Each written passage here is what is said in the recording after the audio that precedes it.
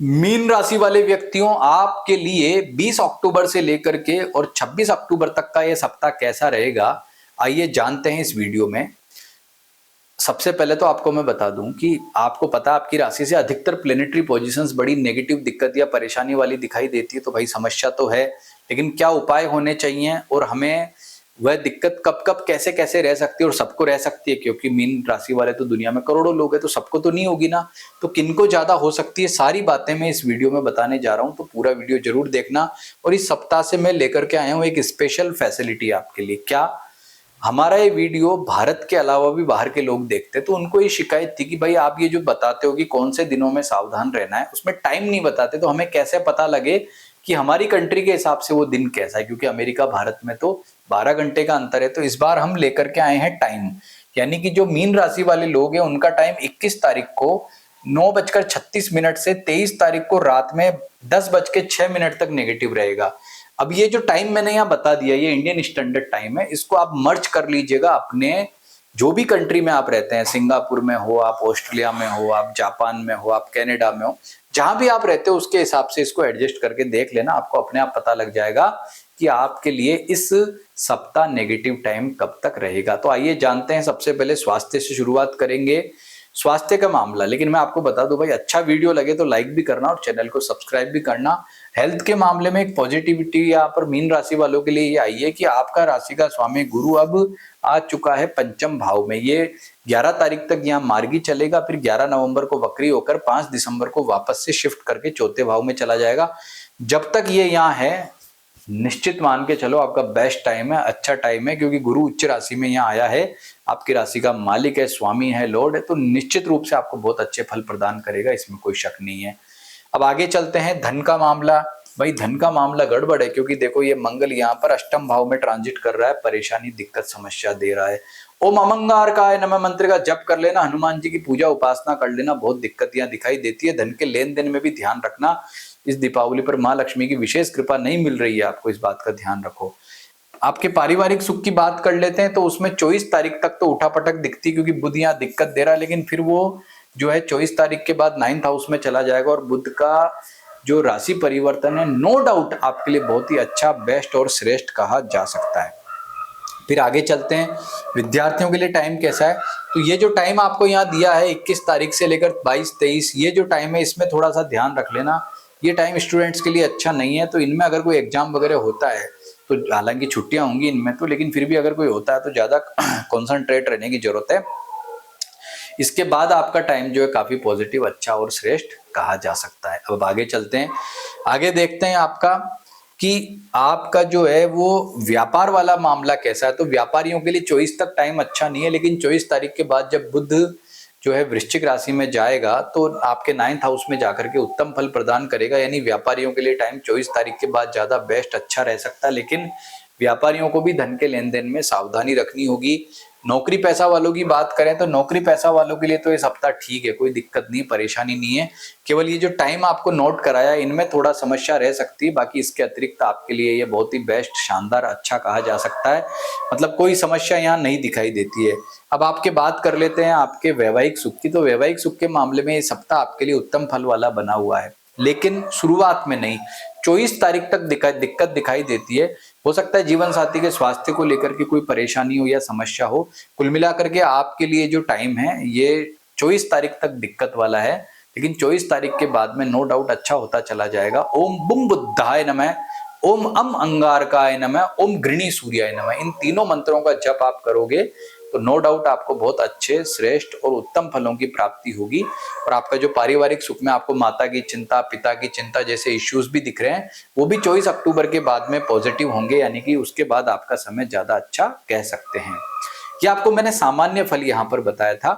अब इसको नक्षत्र के आधार पर और डीप में जानने का प्रयास करते हैं। आपका नक्षत्र पूर्वा भाद्रपद, उत्तरा भाद्रपद, रेवती में से कोई है, ये आपके कर्म और ये आपके भाग्य नक्षत्र हैं। पूर्वा भाद्रपद वालों की बात पहले कर लें तो भाई पूर्वा भाद्रपद में से क्या है, शनि और राहु, दो नेगेटिव ग्रह ट्रांजिट कर रहे हैं, मतलब पाप ग्रह बोलते हैं इनको। तो इसकी वजह से पूर्वा भाद्रपद वालों का समय बिल्कुल अच्छा नहीं कहा जा सकता। उनको शनि ओम शम शनैश्चराय नमः मंत्र का जप भी करना चाहिए और राम राम रावे नमः मंत्र का जप भी करना चाहिए। लेकिन यह खुशखबरी यह है कि पुनर्वसु नक्षत्र आपका कर्म नक्षत्र है, जिसमें से गुरु का ट्रांजिट हो रहा है, और गुरु का ट्रांजिट होने की वजह से जो घाव आपको शनि राहु दे रहे हैं उस पर मरहम लगाने का काम यहाँ पर कौन कर रहा है? आपका गुरु ग्रह। उसके बाद में विशाखा नक्षत्र देखते हैं, तो विशाखा में से मंगल और बुध ये दो ग्रह ट्रांजिट कर रहे हैं। तो मंगल का ट्रांजिट तो इतना अच्छा नहीं होता विशाखा में से। तो जिनका नक्षत्र पूर्वा भाद्रपद है उनको शनि राहु के साथ मंगल का जप भी करना चाहिए। लेकिन बुध का यहाँ पर ट्रांजिट है तो बुध यहाँ ठीक कहा जा सकता है। अब आगे चलते हैं, उत्तरा भाद्रपद वालों की बात कर लें तो उत्तरा भाद्रपद नक्षत्र में कोई ग्रह का ट्रांजिट नहीं दिखता है। पुष्य नक्षत्र में भी देखो कोई ग्रह नहीं है, और अनुराधा नक्षत्र में भी कोई ग्रह नहीं है। यानी कि उत्तरा भाद्रपद वालों को कोई टेंशन नहीं है, जो मैंने फल बताए थे वो यहाँ पर लागू होंगे, अच्छे बुरे जो भी हैं। उसके बाद आते हैं रेवती नक्षत्र पर। तो रेवती नक्षत्र में यहाँ पर देखेंगे कोई ग्रह नहीं है आपके जन्म नक्षत्र में। फिर अश्लेषा आपका कर्म नक्षत्र है, उसमें भी कोई ग्रह नहीं है। और ज्येष्ठा, तो ज्येष्ठा में भी यहाँ पर कोई ग्रह दिखाई नहीं देता। आपको भी वही फल मिलेंगे जो मैं यहाँ पर बताएं। कहने का मतलब पूर्व भाद्रपद नक्षत्र वालों के जीवन में ज्यादा उथल पुथल रह सकती है, इसका सार ये है।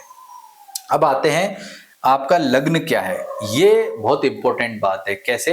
कई लोग तो क्या लिख देते हैं कि मीन लग्न और मीन राशि दोनों का यही राशि फल है, जबकि ऐसा नहीं होता। राशि फल देखा जाता हमारी जन्म राशि से, और लग्न को मर्ज किया जाता उसके कारकत्व के आधार पर फलों को परखा जाता है। कैसे परखते हैं देखते हैं। बुध का उदाहरण यहाँ पर हम लेते हैं। बुध आपके अभी अभी 24 तारीख को आया है 9th हाउस में। 9th हाउस का बुध होता है शानदार, पॉजिटिव, अच्छा। लेकिन कब आया? ये 24 तारीख के बाद।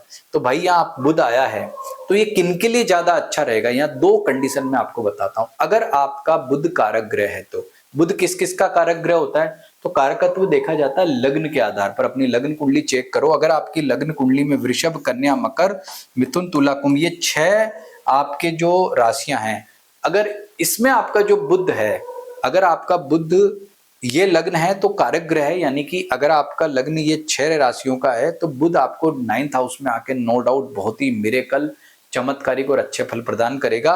लेकिन मेष, सिंह, धनु, कर्क, वृश्चिक, मीन, ये 3 और ये 3 राशि के लग्न है तो सामान्य फल देगा, कोई ज्यादा नहीं। दूसरी बात, बुध का यहाँ पर जो है ना वो रेखाष्टक वर्ग, मतलब भिन्नाष्टक वर्ग में रेखाएं इसकी चेक करो। क्या?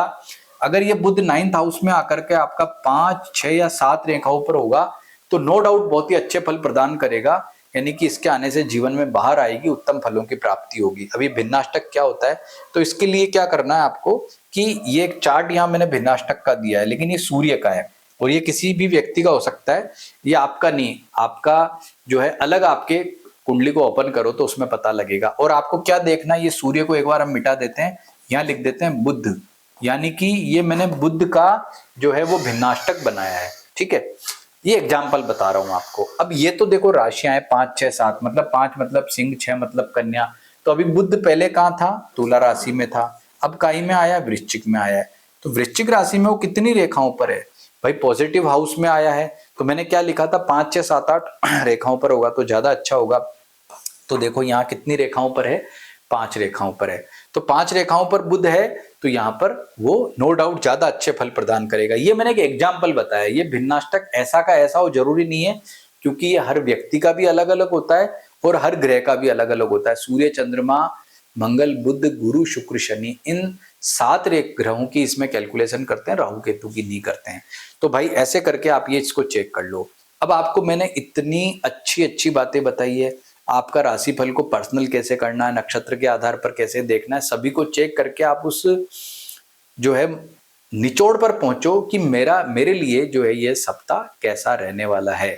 अब मेरी जानकारी अच्छी लगी है तो आपको जो है इस वीडियो को लाइक भी जरूर करना है, चैनल को सब्सक्राइब भी जरूर करना है और इस वीडियो को हाइप भी जरूर करें। और इस सप्ताह जो है वो दीपावली का महापर्व है 20 तारीख को, तो मैं आपको बहुत बहुत शुभकामनाएं देता हूँ। माँ लक्ष्मी का आपको भरपूर आशीर्वाद मिले, वो आपकी सभी समस्याओं को दूर करे और धन और ऐश्वर्य का आपको आशीर्वाद प्रदान करे। नमस्कार।